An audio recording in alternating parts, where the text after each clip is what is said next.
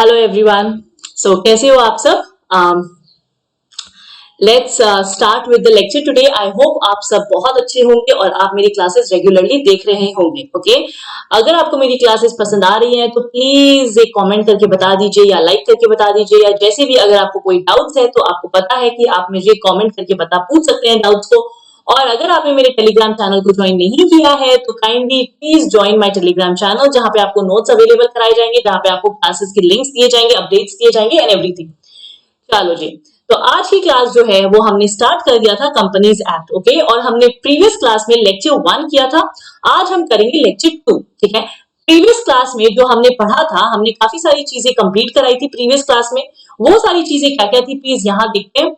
हमने companies act कैसे formation हुआ था वो सारी चीजें हमने पढ़ी थी। फिर कंपनीज एक्ट का हमने फीचर्स पढ़ा था, जहां पे हमने separate legal entity, artificial person, perpetual succession, ये सारी चीजें हमने करी थी। राइट, ये सारी चीजें हमने कंप्लीट कर ली थी।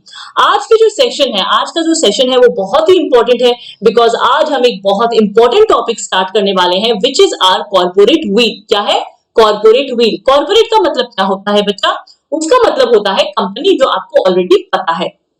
Very good. और व्हील का मतलब क्या होता है? पर्दा। जैसे कि पर्दा है पर्दा, राइट? वैसा, sorry for the bad singing, but तो व्हील का मतलब क्या होता है? पर्दा होता है। ठीक है, तो इस थ्योरी के बारे में हम पढ़ेंगे। इससे क्वेश्चन ऑलवेज कोई ना कोई तरीके से आता है, बहुत बार पूछा गया है, तो इसको हम अच्छे से डिटेल में समझेंगे। आज हम बहुत सारे केसेस करने वाले हैं, केस स्टडीज करने वाले हैं, और आपको आज मेरी क्लास में मेरे साथ साथ काफी सारा नोट्स भी बनाना है। तो all get set ready to go, हम करते हैं, सॉरी अच्छे से स्टार्ट करते हैं। और please be prepared and be attentive, ताकि आप नोट्स भी बना सको और मेरे साथ साथ समझ भी पाओ। In case you have doubts with anything, you can ask me again and again. I am telling you this. Okay, so let's begin. अब कॉर्पोरेट व्हील को, if I am going too fast, तो आप वो भी मेरे को बता सकते हैं कि मैम आप थोड़ा फास्ट बोलते हो या फास्ट पढ़ाते हो, तो हम उसके अकॉर्डिंग मैं इंप्रूव कर सकती हूँ, because you need to tell me, right? Okay, so let's begin. तो कॉर्पोरेट व्हील को अंडरस्टैंड करने के लिए सबसे पहले हमको क्या समझना है कि ये जो थ्योरी है ना, ये किसके बारे में बात करता है? What is it talking about? Okay, तो मैंने आपको बताया था कि कंपनीज एक्ट जो होता है, कंपनी का एक फीचर मैंने आपको बताया था। उस कंपनी का फीचर क्या था बच्चा? उस कंपनी का फीचर था आपका कि इसका एक सेपरेट लीगल एंटिटी है। मैंने बताया था ना, एक फीचर में ये भी था, सेपरेट लीगल एंटिटी। इसका मतलब क्या होता है? What do you mean by separate legal entity? इसका मतलब क्या बताया था कि कंपनी का एक अलग आइडेंटिटी है। क्या है? एक अलग आइडेंटिटी है। ये डिफरेंट है, it is different from its member. ये इसका और इसके मेंबर को हम दोनों को जोड़ नहीं सकते। मेंबर एक अलग चीज है, कंपनी एक अलग चीज है। कंपनी का जो भी किया धरा है हम मेंबर को ब्लेम नहीं कर सकते, और मेंबर का जो किया धरा है, मतलब जो भी वो करता है, जो भी चीजें वो करता है, उसके लिए हम कंपनी को दोष नहीं दे सकते, ब्लेम नहीं कर सकते। राइट? जैसे एक सोल प्रोप्राइटर है, सोल प्रोप्राइटर के बिजनेस में मैंने आपको बताया था कि बिजनेस और प्रोप्राइटर दोनों ही एक बराबर है, दोनों को एक नजर से देखते हैं, लेकिन कंपनी में ऐसा नहीं होता। मैंने आपको बताया था इसका एक सेपरेट लीगल एंटिटी होता है, इसका एक आइडेंटिटी अलग होता है। राइट? तो उसके बेसिस पे ये आपका कॉर्पोरेट थ्योरी बना है। तो जल्दी से एक बार फ्यू पॉइंट्स जो इंपॉर्टेंट है वो नोट करते हैं। Company, I hope it is visible to you all. Okay, company and its members are separate. Company और इसके मेंबर्स क्या होते हैं? ये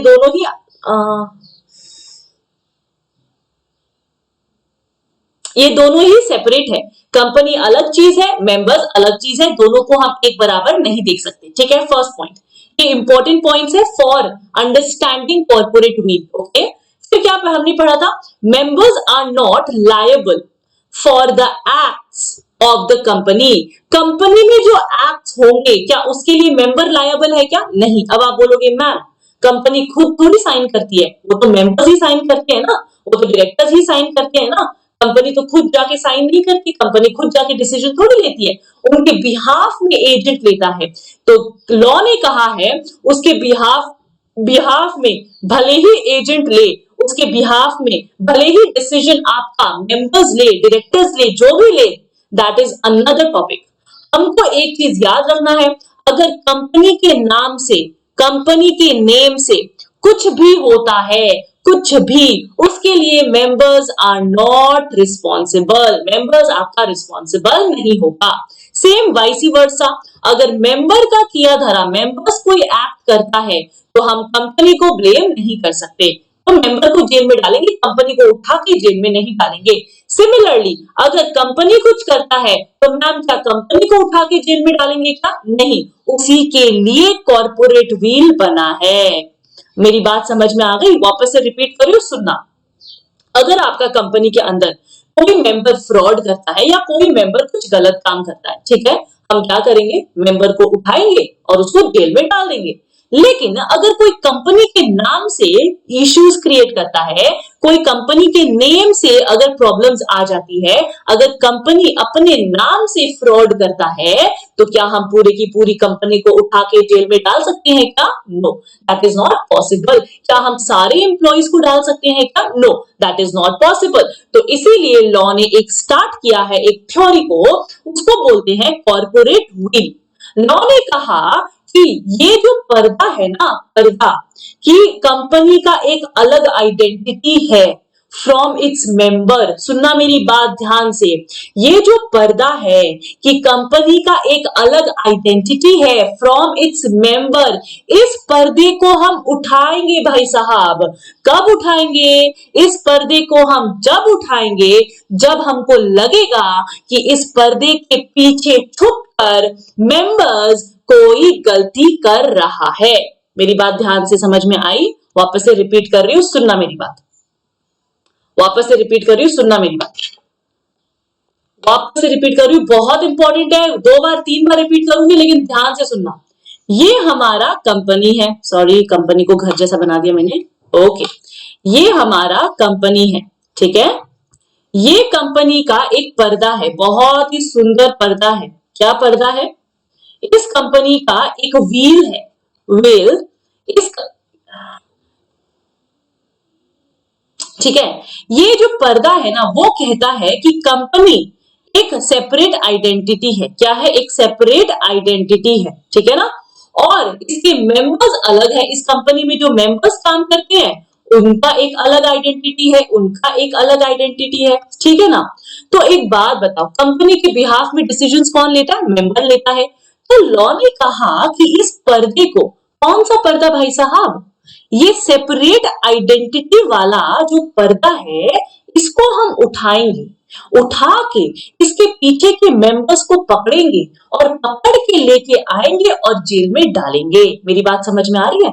अगर कंपनी के नाम से भी कोई ना कोई फ्रॉड होता है, कोई ना कोई गड़बड़ होता है, तो हम ये वाला जो जिस लॉ के पीछे छुप कर मेंबर्स गलतियां करते थे और लॉ उनको छोड़ती थी, क्यों छोड़ देती थी? बिकॉज सेपरेट आइडेंटिटी था। समझ में आया आपको मेरी बात? फॉर एग्जाम्पल, आपको एक एग्जाम्पल समझाती हूँ, ठीक है ना। एग्जाम्पल के तौर पर मेरी बात सुनना। चलो एग्जाम्पल्स हम करें। अच्छा, एग्जाम्पल के तौर पे सुनो मेरी बात। अब हुआ क्या कि यहाँ पे एक कंपनी थी, एबीसी कंपनी थी। अच्छे से ध्यान से सुनना, एक एबीसी कंपनी थी। एबीसी कंपनी का एक मेंबर था, मेंबर का नाम था मिस्टर ए, ठीक है ना। मिस्टर ए ने क्या किया? मिस्टर डी के साथ फ्रॉड किया। क्या किया? मिस्टर डी के साथ फ्रॉड कर दिया in the name of company. In the name of, किस नाम से फ्रॉड किया? एबीसी कंपनी के नाम से उसने फ्रॉड किया। किस नाम से? एबीसी नाम से उसने फ्रॉड किया। मेरी बात समझ में आ रही है? यहां तक समझ में आ रही है ना? ठीक है। तो अब हुआ क्या? मिस्टर डी गुस्सा में जाके पुलिस को बोलता है कि पुलिस भाई साहब, ये एबीसी कंपनी ने मेरे साथ फ्रॉड किया। तो पुलिस आती है और आके पूछताछ करती है, तो उनको पता चलता है कि ए ने ये काम किया था। ए ने क्या कहा पुलिस को कि इसमें साइन किसका है, ऑथराइजेशन किसका है, किसके नाम से हुआ है ये डॉक्यूमेंट्स? ये डॉक्यूमेंट्स एबीसी के नाम से है। तो मैं तो मेंबर हूं, मेरा आइडेंटिटी तो अलग है कंपनी के आइडेंटिटी से।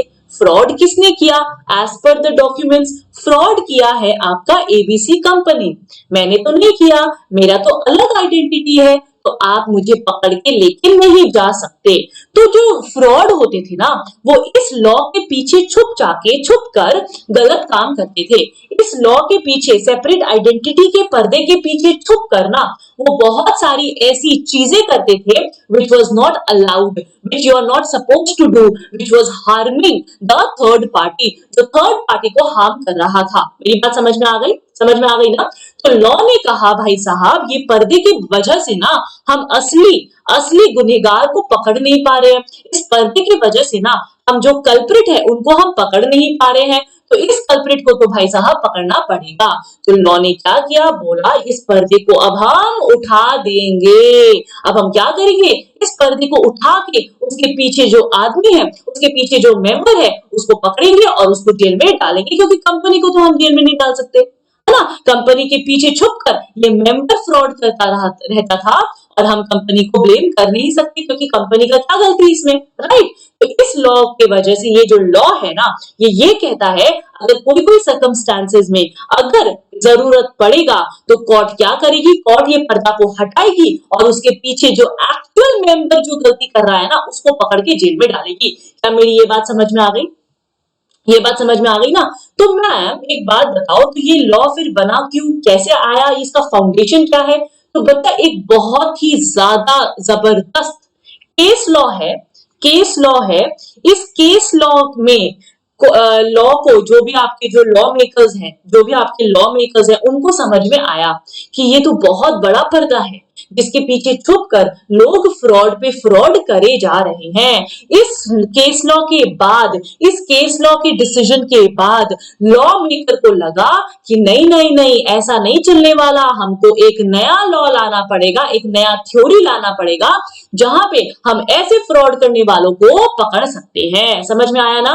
तो ये जो केस लॉ अभी मैं आपको पढ़ाने वाली हूँ, it is very very very important. इसको दिमाग में अच्छे से बैठा लेना जब मैं पढ़ाऊंगी। समझ में आया? नहीं समझ में आएगा तो फिर से आप मुझे पूछ सकते हो। तो चलो जी पढ़ते हैं ना। Why corporate wheel was introduced? ये जो corporate wheel है, ये जो पर्दा का सिस्टम हटाने वाला सिस्टम है, ये इंट्रोड्यूस क्यों किया गया था?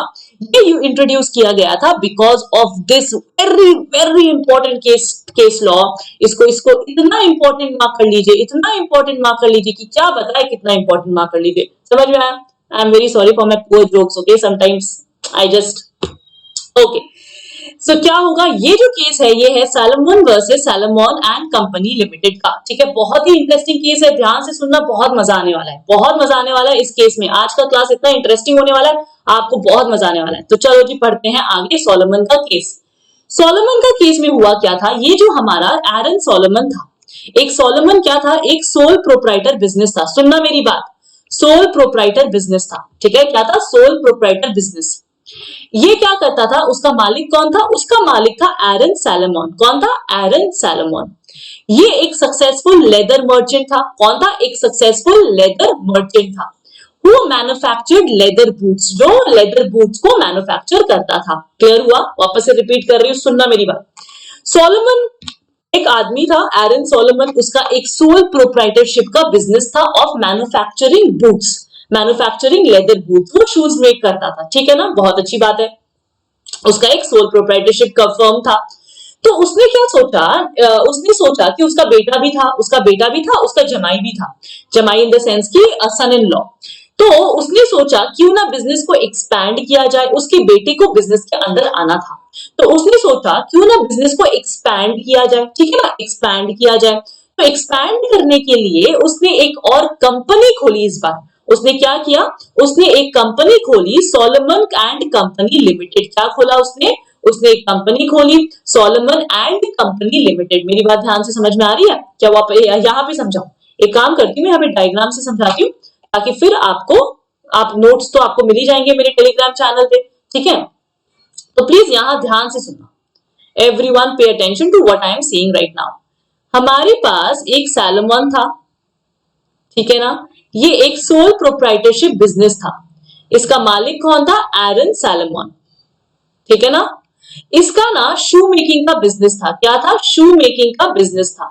ठीक है, फिर इसने क्या सोचा? इसने सोचा कि मैं एक बिजनेस को एक्सपैंड कर लेता हूं, और उसका एक्सपैंड करने के लिए उसने सोलोमन एंड कंपनी लिमिटेड खोला।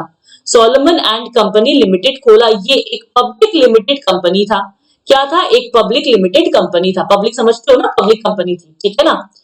अब उस टाइम पे ना एक पब्लिक कंपनी को फॉर्म करने के लिए आपको दो तीन बातें ध्यान रखनी होती थी। क्या क्या बातें ध्यान रखनी होती थी? उस टाइम पे एक पब्लिक कंपनी खोलने के लिए आपको क्या क्या चाहिए था? You required 7 members.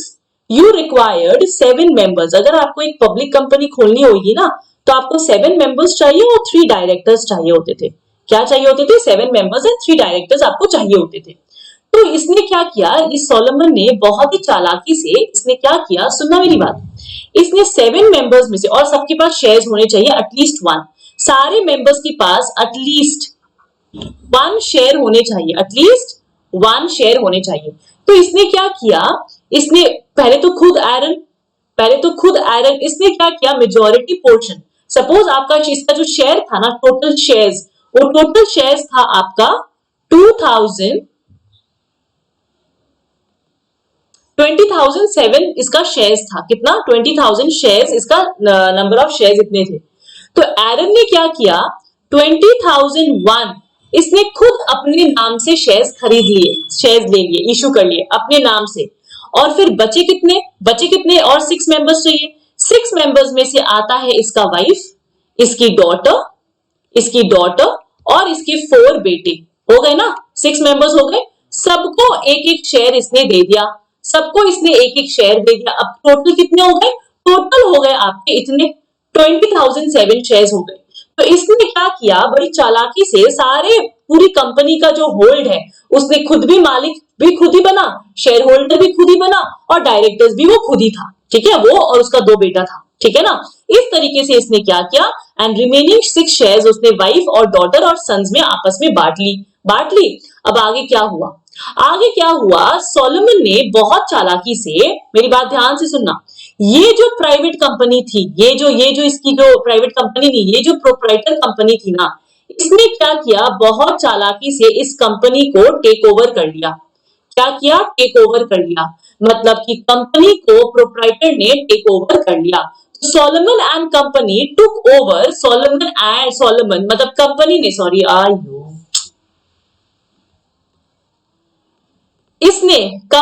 Sorry for the mistake, company ने क्या किया?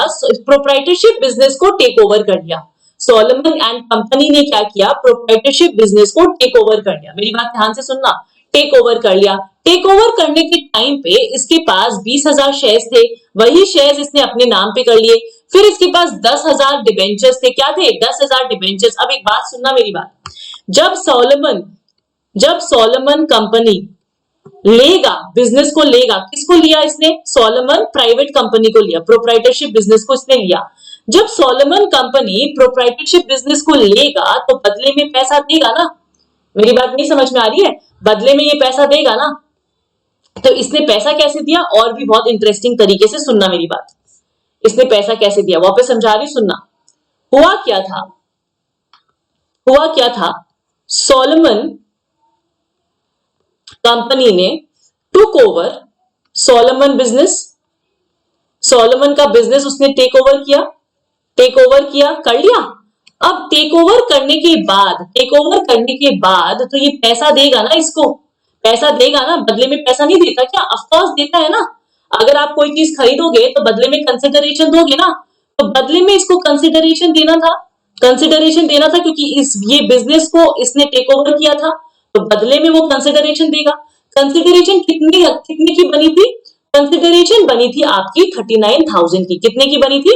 कंसिडरेशन आपकी बनी थी 39,000 की। मेरी बात समझ में आ रही? 39,000 पाउंड्स की। ठीक है। इस 39,000 पाउंड्स को उसने कैसे लौटाया? मेरी बात ध्यान से सुनना। उसने शेयर्स इशू कर दिए। शेयर्स इशू खुद को किए। बच्चा सुनना ध्यान से, खुद को ही शेयर्स इशू, क्योंकि ये कंपनी किसका है? ये जो प्रोप्राइटरशिप कंपनी थी वो किसकी है? प्रोप्राइटर की। किसकी है? एरन सैलमन की, राइट। और ये किसकी थी? ये मेनली किसकी है? हालांकि मेंबर्स 6-7 है, लेकिन है कौन? एरन ही है ना, खुद ही तो है ना, खुद ही है ना। इसने क्या किया? खुद के नाम पर ही 20,000 पाउंड्स का शेयर्स इशू कर दिया। इस तरीके से उसने पेमेंट किया। फिर इसने डिबेंचर्स इशू कर दिए। डिबेंचर्स आपको पता है क्या होता है? सिक्योर्ड लोन होता है, एक तरीके से सिक्योर्ड डेट होता है, राइट। इसने 20,000 के ये इशू कर दिए, 10,000 के इसने क्या किए, फिर डिबेंचर्स इशू कर दिए, डिबेंचर्स इशू, इस कंपनी ने इसको डिबेंचर्स इशू कर दिए। मेरी बात हम समझ में आ रही है ना। फिर इसने क्या किया, बाकी का पेमेंट इसने कैश से कर दिया। तो घर की बात घर में रह गई, घर की बात घर में रह गई, खरीदा भी खुद, लिया भी खुद, बेचा भी खुद। समझ में आया है ना।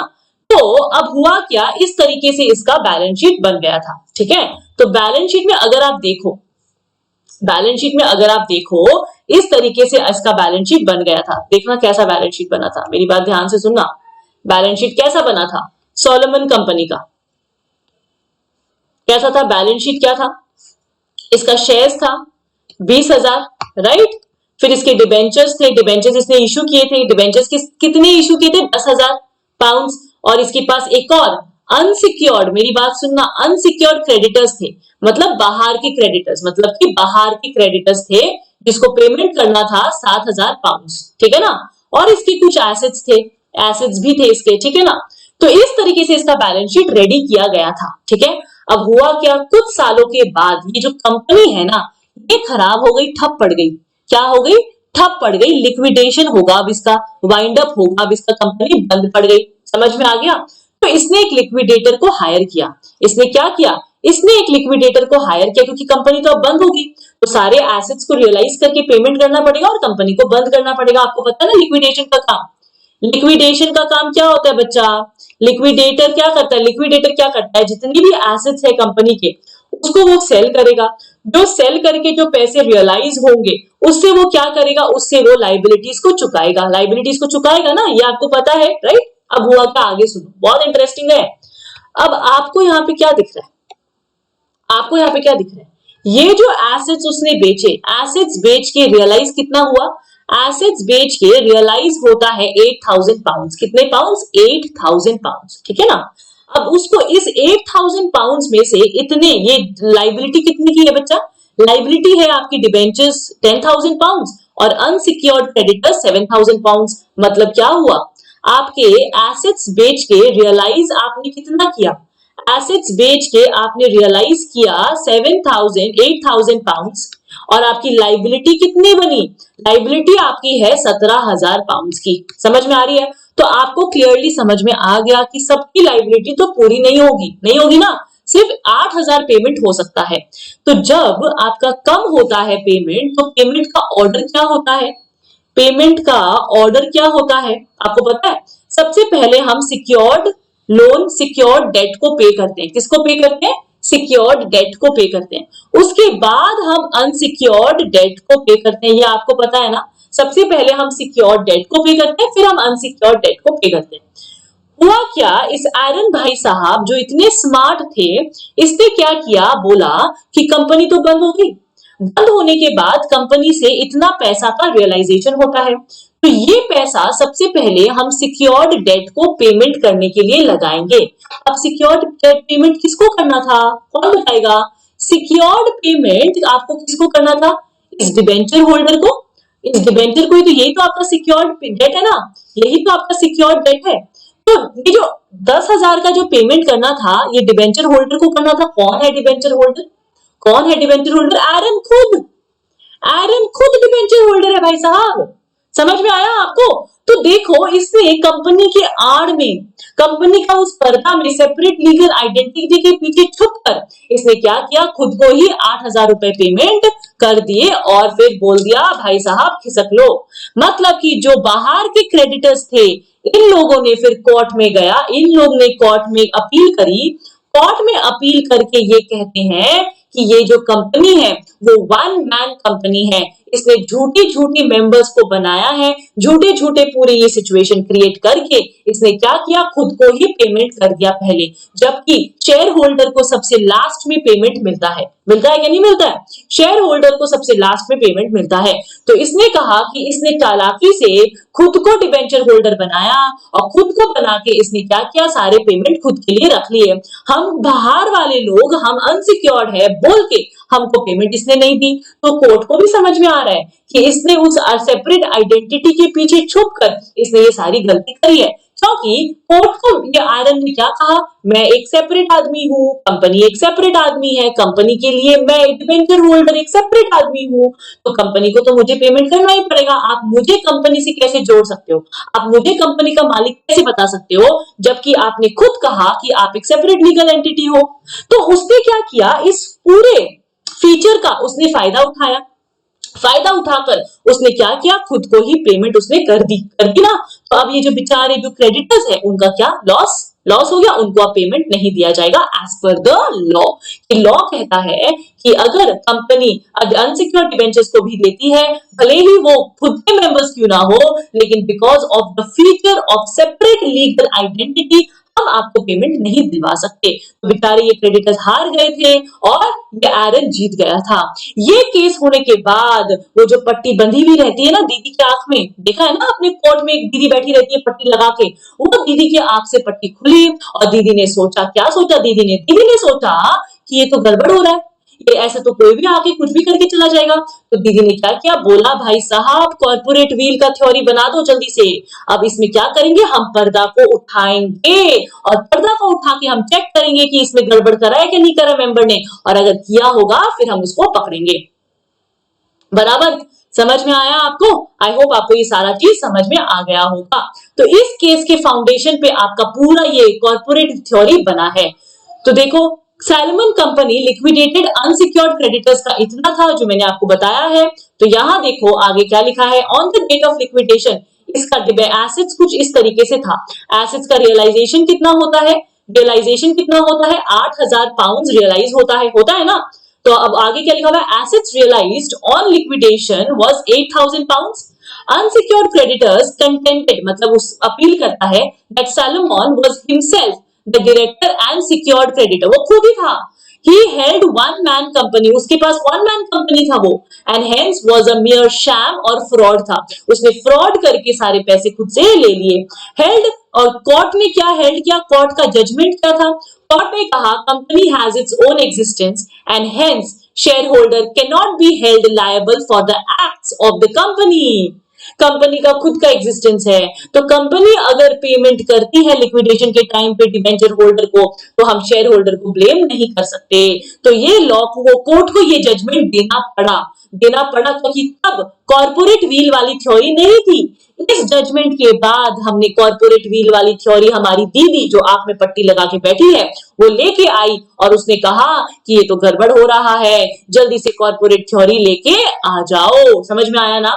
तो क्या कोर्ट ने क्या कहा कि कंपनी का एक खुद का लीगल एग्जिस्टेंस है, इसीलिए share holder can not be held liable for the acts of the company even though he holds virtually the entire share capital, even though उसका सारा का सारा शेयर कैपिटल उसी का है, फिर भी हम उसको ब्लेम नहीं कर सकते because of separate legal entity.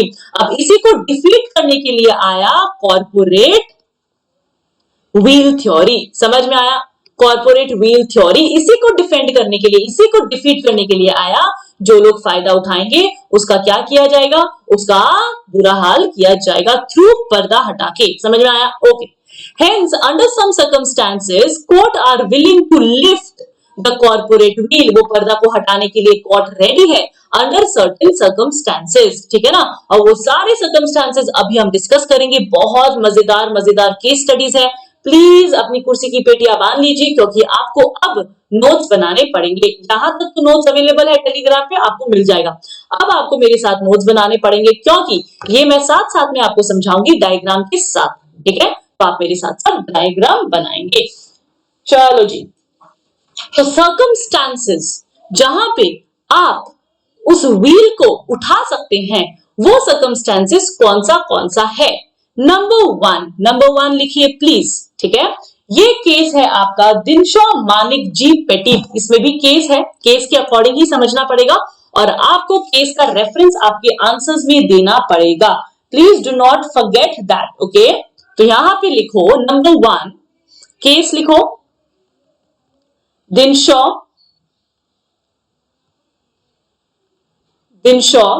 Manik जी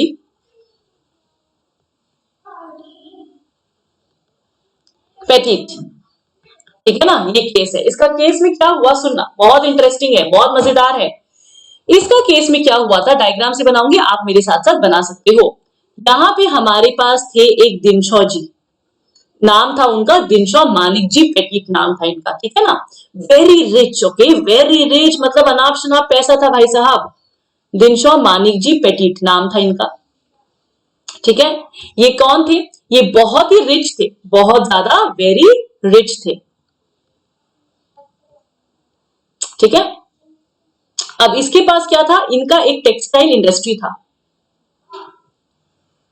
इनका एक टेक्सटाइल इंडस्ट्री था, समझते हो ना टेक्सटाइल इंडस्ट्री। तो इनका एक टेक्सटाइल इंडस्ट्री था। ये टेक्सटाइल इंडस्ट्री में ना इनका जो अर्निंग होता था ना वो डिविडेंड से होता था, ह्यूज डिविडेंड अर्निंग्स होती थी। मेरी बात ध्यान से सुनना, huge dividend and interest earnings होती थी इनकी, इंटरेस्ट अर्निंग्स होती थी, ठीक है ना। अब हुआ क्या, सुनना, अब हुआ क्या, ये जो इनकी इतनी इनकम होती थी ना, इस पे क्या किया, लॉ आके टैक्स लगा गया, लॉ आया और टैक्स लगाने लगा। दिनशॉ मानिक जी से ये टैक्स पेमेंट हो नहीं रहा था। वो बोलते थे इतना मेहनत से मैं कमा रहा हूं, मैं गवर्नमेंट को टैक्स क्यों दे दूंगा, क्योंकि उनका ह्यूज टैक्स लाइबिलिटी बनता था। तो क्या लिखोगे, ह्यूज टैक्स लाइबिलिटी बनता था इनकी इसके वजह से, क्योंकि बहुत कमाओगे तो बहुत टैक्स भी देना पड़ेगा, तो ह्यूज टैक्स लाइबिलिटी इनका बनता था। अब हुआ क्या,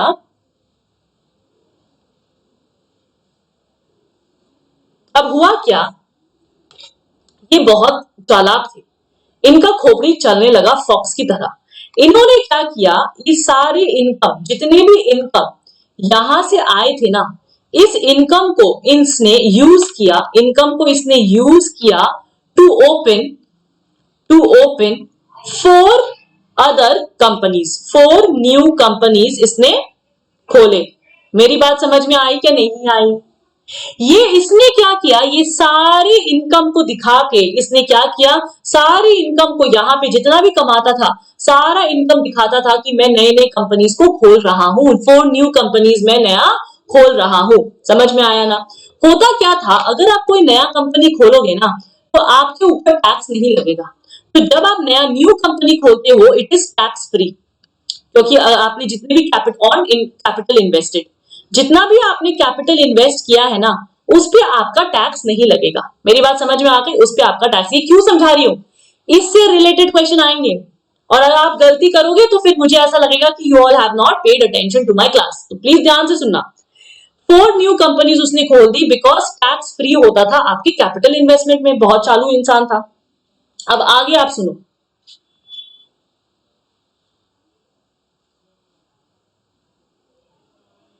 अब आप बोलोगे मैम जितना भी इनकम आया, अब आप क्या बोलोगे, जितना भी इनकम आया, सुनना मेरी बात, बहुत इंटरेस्टिंग है ये, आपका क्वेश्चन आएगा मैम जितना भी इनकम आता था ये वाला, उसको टैक्स नहीं देना था, समझ में आता है, ठीक है।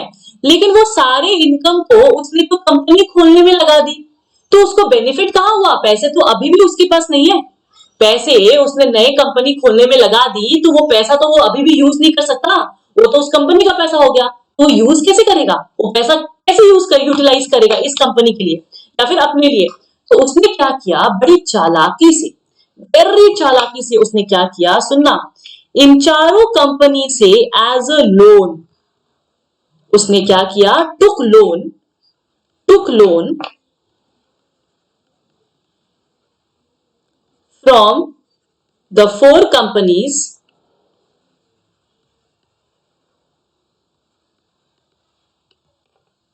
same amount was taken as loan। जो सेम अमाउंट जितना उसने इन्वेस्ट किया ना वो सेम अमाउंट उसने क्या किया, लोन की तरह इन चारों कंपनी से लेके इस कंपनी के नाम पे उसने ले ली, इस कंपनी के नाम पे, इस कंपनी के नाम पे उसने ले ली। समझ में आया, तो आपको ये पूरा सर्कल समझ में आया। दिनशॉ मानिक जी एक बहुत ही ज्यादा रिच इंसान थे, उनका बहुत सारा डिविडेंड्स और अर्निंग्स आता था, ह्यूज टैक्स लाइबिलिटी बनता था, उनका एक टेक्सटाइल इंडस्ट्री था, उनको टैक्स पेमेंट करना नहीं था। उनको पता चला कि अगर आप कोई नया कंपनी खोलोगे तो जितना भी कैपिटल उस पर लगाया है आपने, आपको टैक्स नहीं देना पड़ेगा। तो उन्होंने क्या किया, झट से 4 नई कंपनी बना दी, 4 नई कंपनी बना के अब उसी कंपनी से लोन लेके, because company separate legal identity, उसी कंपनी से लोन लेके अपनी कंपनी में यूज करने लगे, क्योंकि उनका तो टैक्स लग ही नहीं रहा है। तो देखो जितना कमाया वो इसी कंपनी में यूज हो रहा है, सारा का सारा पैसा इसी में यूज हो रहा है, लेकिन घुमा के पूरा का पूरा घुमा के वो यूज करने लगे थे। मेरी बात समझ में आ गई? एकदम क्लियर है ना ये टॉपिक? तो अब होगा क्या? अब गवर्नमेंट आई, गवर्नमेंट टैक्स मांग रही है। दिनशो वानिक जी ने कहा भाई साहब कैसा टैक्स, कैसा टैक्स, हमने तो नया 4 कंपनी खोला है, 4 कंपनी खोल के और हमने सारे पैसे वहां लगा दिए। तो कंपनी टैक्स वाले बोलते कि 4 कंपनी तो आपकी है। बोले आपकी है तो क्या हुआ, सेपरेट लीगल आइडेंटिटी भाई साहब, मेरी कंपनी में ये मैटर नहीं करती, सेपरेट लीगल आइडेंटिटी लॉ ने कहा है। तो दीदी कहती नहीं नहीं नहीं नहीं नहीं, मैंने तो कॉर्पोरेट थ्योरी लगा दी थी, तो अब आपका पर्दा उठेगा भाई, पर्दा तो उठना ही पड़ेगा। तो अब दीदी ने क्या किया, इस केस में पर्दा को उठा दिया। क्या किया? पर्दा को उठा दिया। तो यहां देखना प्लीज, तो यहां लिखोगे आप, क्या लिखोगे? तो डिसीजन क्या लिया गया, डिसीजन क्या लिया गया, यहां पे देखो, लिखो प्लीज डिसीजन, इसी के नीचे लिखो decision, formation of company, formation of company to avoid taxes will be void in such a situation क्या होगा, ऐसे सिचुएशन में क्या होगा, in such situation will of separate legal identity will be lifted to identify the person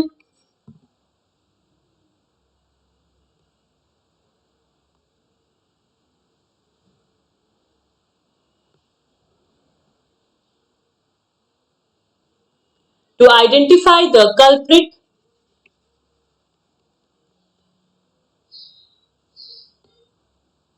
behind it। समझ में आया? पीछे कौन था? दिनशा मानिक जी, उनका गर्दन पकड़ के लेके आएंगे। समझ में आया? तो यहाँ पे क्या हो गया, तो कौन सा सर्कमस्टांसेस था, कौन सा सर्कमस्टांसेस था, सर्कमस्टांस लिखो। सर्कमस्टांसेस मैंने बोला ना, कोई कोई सर्कमस्टांसेस भी कॉर्पोरेट व्हील को लिफ्ट करेंगे, तो which circumstances was this? To protect tax revenue. ऐसे सिचुएशन में हम क्या करेंगे, हम कॉर्पोरेट व्हील को उठा लेंगे। तो ये वाला फर्स्ट आपको समझ में आया ना, एकदम इजी था। आई होप कोई भी इशू नहीं है पहले वाले में। Let's move with the second case study. जल्दी से मूव करते हैं सेकेंड केस स्टडी के तरफ, जिसका नाम है आपका Daimler Company Limited and Continental Tires and Rubber Limited। तो प्लीज लिखिए case number 2 which is Daimler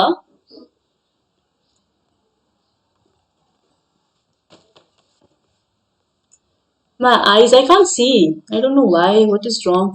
Daimler Company Limited versus Continental Tire and Rubber Company।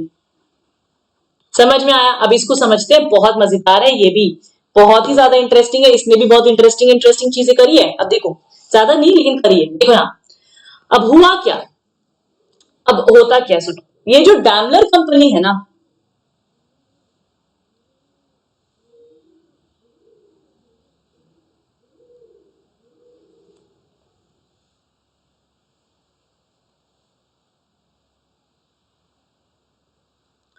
Daimler company है ना, जो डैमलर कंपनी लिमिटेड, ये कहा था? ये था आपका जर्मनी में। कहां पे? जर्मनी। लिखो अच्छे से, जर्मनी। ठीक है। फिर आपका एक और कंपनी है भाई साहब, कौन सा? Continental, Continental tyre and rubber company.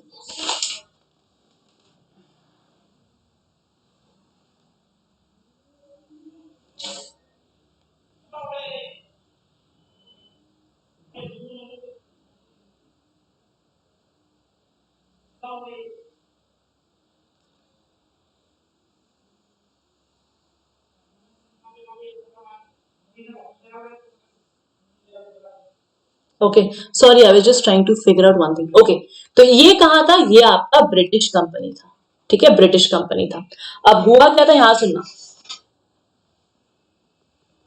हुआ क्या था, ये जो कॉन्टिनेंटल टायर कंपनी लिमिटेड है ना, ये आपका होल्डिंग कंपनी है। It is the holding company of, holding company है, क्या है ये, होल्डिंग कंपनी है। होल्डिंग कंपनी समझते हो, होल्डिंग कंपनी सब्सिडरी कंपनी, जहां पे 70% 50% से ज्यादा अगर आप शेयर, 60% से ज्यादा अगर आप शेयर होल्ड करते हो तो आप होल्डिंग कंपनी बन जाते हो। रिमेम्बर, याद है ना। तो ये आपका होल्डिंग कंपनी था। अब होता क्या था, ये जो जर्मनी में जो कंपनी बैठा है ना, जर्मनी में जो कंपनी बैठा है ना, उसको करना क्या था, मेरी बात ध्यान से सुनना, उसको सारे प्रॉफिट्स कहां ट्रांसफर करने थे, उसको अपने सारे प्रॉफिट्स ट्रांसफर करने होते थे टू टू होल्डिंग कंपनी। समझ में आया, उसको अपने सारे प्रॉफिट्स ट्रांसफर करने होते थे टू द होल्डिंग कंपनी, ठीक है। हर साल वो जितने भी प्रॉफिट्स आते थे वो होल्डिंग कंपनी को ट्रांसफर कर देता था। समझ में आ गया। हुआ क्या, इसी बीच में वॉर हो गया। कौन सा वॉर हुआ था, वर्ल्ड वॉर 2। कौन सा वॉर हुआ था, आपने पढ़ा है, वर्ल्ड वॉर 2। इसी बीच में वर्ल्ड वॉर 2 हो गई, ठीक है। अब अब मेरे को बताओ, अब वर्ल्ड वॉर 2 जैसे ही हो जाएगा, हमने कॉन्ट्रैक्ट एक्ट में क्या पढ़ा था, एनिमी वाला पोर्शन पढ़ा था हमने, याद है।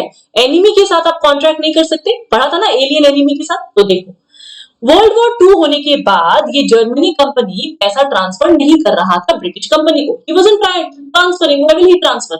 अब उसने क्या किया, केस हो गया, केस में कोर्ट में केस गया, कोर्ट क्या कही कि ये कॉन्ट्रैक्ट अब आपका एप्लीकेबल है ही नहीं, सेपरेट लीगल आइडेंटिटी नहीं बोल सकते। जैसे इसमें क्या हुआ था, इसमें ये आपका जो जर्मनी और ब्रिटिश के बीच में वॉर चल रहा था, दे वर एलियन एनिमीज, क्या था, दे वर एलियन एनिमीज, राइट।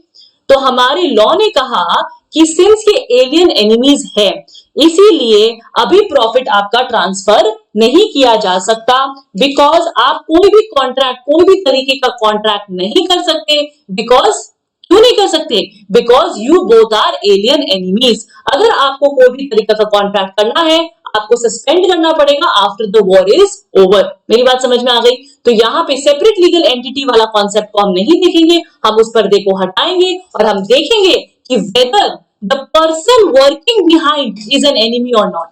कंपनी तो अलग है, कंपनी तो एनिमी नहीं होती, लेकिन the person working behind the company, whether they are alien enemies और नॉट, इस चीज को अभी हम यहाँ पे नोट करने वाले हैं। मेरी बात ध्यान से समझ में आ गई। तो डिसीजन क्या लिया गया, डिसीजन वापस से रिपीट करिए, सुनना मेरी बात। डैमलर कंपनी लिमिटेड थी जो जर्मनी में बेस्ड थी, और एक कॉन्टिनेंटल टायर कंपनी लिमिटेड थी। ये दोनों होल्डिंग और सब्सिडरी, इनका रिलेशनशिप था।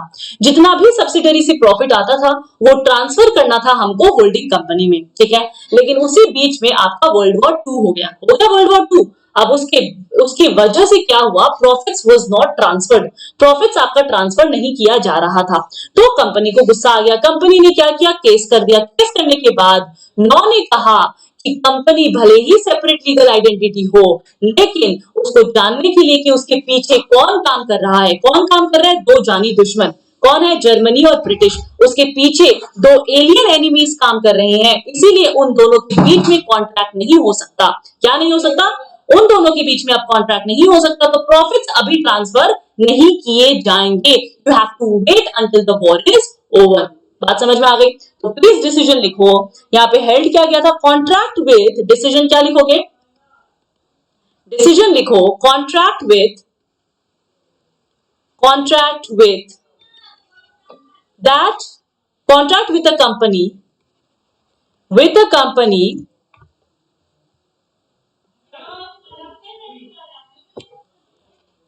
that's an alien company, that's an alien company, alien enemy shall be void in law, वो लॉ के अकॉर्डिंग void है, इंडियन कॉन्ट्रैक्ट में भी आपने पढ़ा है। हेंस अब क्या हुआ, तो ये आपका void हो गया। अब नेक्स्ट क्या लिखोगे, सर्कमस्टांसेस, आपको जैसे मैंने लास्ट टाइम बताया था सर्कमस्टांसेस लिखना है आपको।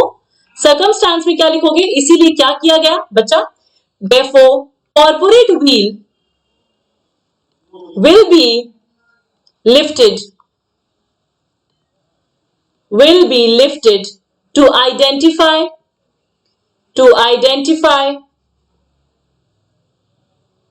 द एलियन एनिमी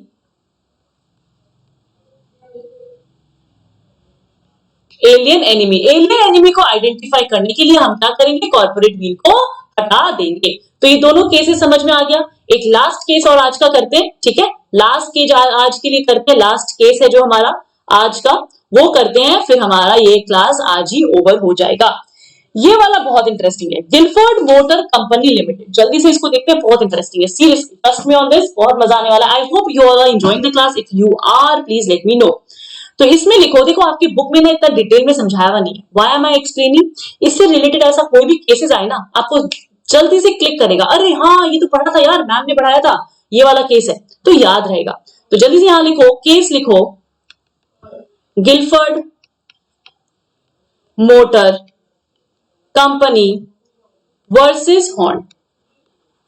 इसमें बहुत मजेदार मजेदार चीजें होती है, जल्दी से उसको देख लेते हैं क्या क्या होता है। अब यहां पे हमारा एक गिलफोर्ड मोटर है, कौन है, गिलफोर्ड मोटर है, I am seeing the spelling, Gilford motor company, ये एक कंपनी है, बहुत अच्छी कंपनी है, मजेदार कंपनी है, अच्छा से चलती है। इसके अंदर ना बहुत सारे एम्प्लॉइज वर्क करते थे, कितने, बहुत भतेरों एम्प्लॉइज वर्क करते थे। उसमें से एक एम्प्लॉय का नाम क्या था बच्चा, उसमें से एक एम्प्लॉय का नाम था हॉर्न। क्या नाम था, हॉर्न। समझ में आया ना। गिलफोर्ड बहुत स्मार्ट था, ये बहुत ही ज्यादा स्मार्ट था। इसने कॉन्ट्रैक्ट साइन करवाया एम्प्लॉइज के साथ, इसने एम्प्लॉइज के साथ एक कॉन्ट्रैक्ट साइन किया कि वो क्या बोला कि अगर तुम फ्यूचर में कभी भी मेरा कंपनी को छोड़ के अगर जाते हो तो क्या होगा, तो तुम मेरे कस्टमर्स को नहीं ले सकते। मेरी बात समझ में आ गई। अगर तुम फ्यूचर में मेरी कंपनी को छोड़ के अगर तुम जाते हो तो तुम कभी भी मेरे कस्टमर्स को ये नहीं सॉलिसिट कर सकते। सॉलिसिट का मतलब मेरे कस्टमर्स को नहीं ले सकते। समझ में आया। तो लिखो, contract to restrict the employees to solicit the customers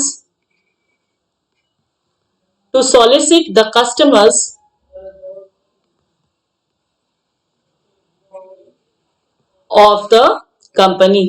समझ में आया। तो गिलफोर्ड मोटर कंपनी थी, उसके यहाँ बहुत सारे एम्प्लॉइज काम करते थे, उसके साथ उसने क्या किया, एक कॉन्ट्रैक्ट साइन किया कि मैं तुमको रिस्ट्रिक्ट करता हूं, सावधान, कि तुम फ्यूचर में मेरे कस्टमर्स को नहीं ले सकते। अगर तुम कभी भी कंपनी छोड़ के जाओगे तो मेरे कस्टमर्स नहीं ले सकते। ठीक है भाई साहब, नहीं लेंगे। सबने मान ली, सबने कॉन्ट्रैक्ट साइन कर लिया।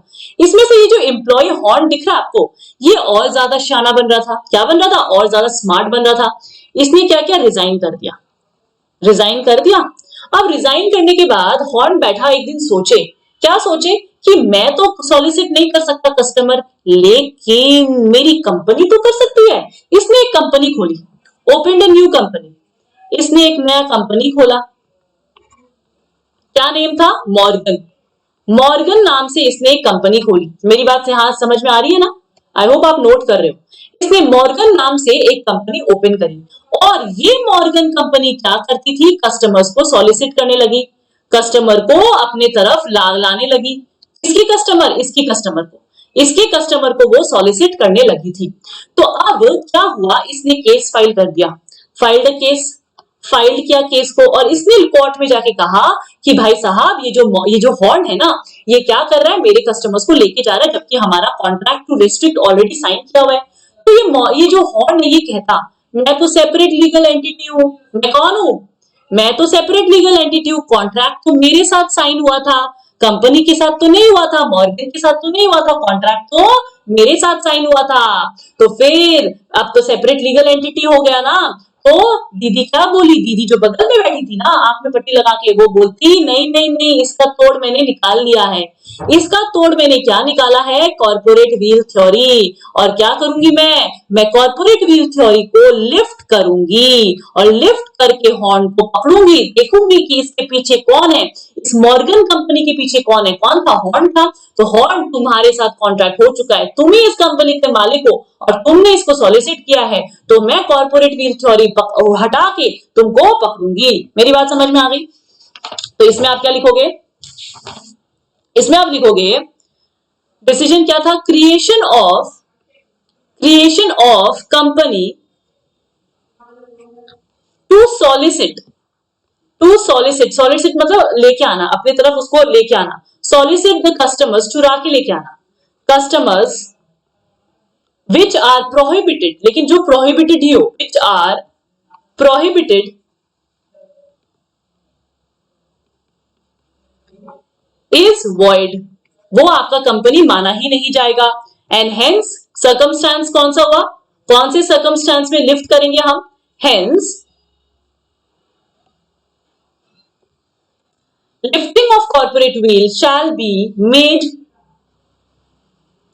lifting of corporate wheel shall be made to identify the restricted person, जिसको रेस्ट्रिक्ट किया गया था कस्टमर को सॉलिसिट करने के लिए, उसको पकड़ने के लिए हमको ये लिफ्ट करना पड़ेगा, और कोई ऑप्शन नहीं है।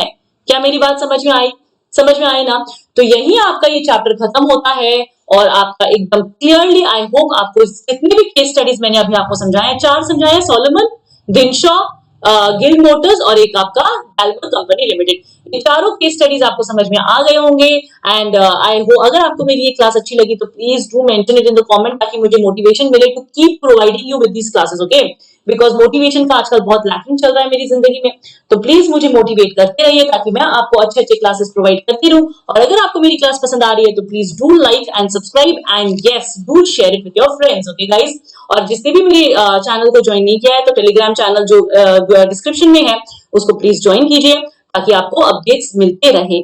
Thank you so much everyone, it was amazing having you all and I am very glad that you all saw my lectures and आप मेरी क्लासेस को फॉलो कर रहे हो और आप उसको अच्छे से अंडरस्टैंड कर रहे हो और पढ़ रहे हो। Thank you so much everyone, bye bye and see you in the next class, bye.